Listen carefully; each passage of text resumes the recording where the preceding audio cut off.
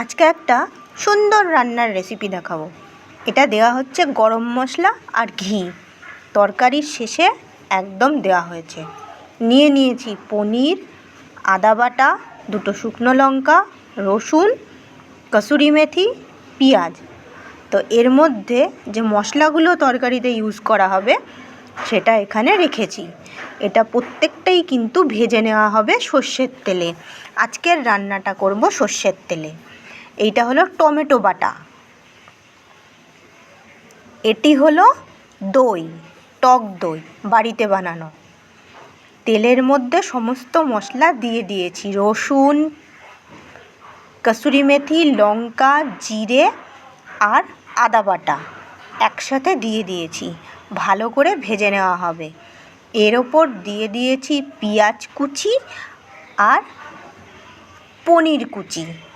ভালো করে কষিয়ে রান্নাটা করতে হবে, সেই জন্য আগে সর্ষের তেল দিয়ে এটাকে ভেজে নিয়েছি। টমেটো পিউরি, এটা টমেটো বাটা। টমেটো বাটার মধ্যে দিয়ে দেওয়া হলো নুন, স্বাদ অনুযায়ী নুন দেবেন, রঙটা যেরকম চান সেই অনুযায়ী হলুদ দেবেন, চিনি দিলেন, স্বাদ অনুযায়ী চিনি দেবেন। আর যদি লঙ্কার গুঁড়ো খেতে চান তাহলে লঙ্কার গুঁড়ো দিতে পারেন। দিয়ে ভালো করে মিক্সিং করে নেবেন।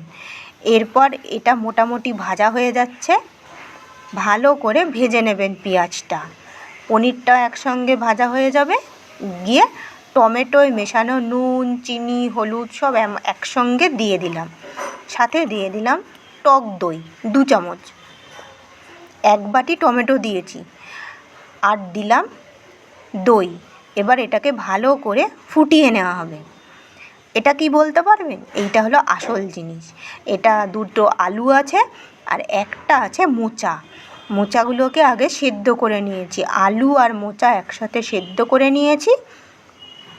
সেদ্ধ করে নিয়ে এটাকে জল ঝরিয়ে নেব। আলুগুলোকে ম্যাশ করে নিয়েছি আর মোচাটা পরে ইউজ করব।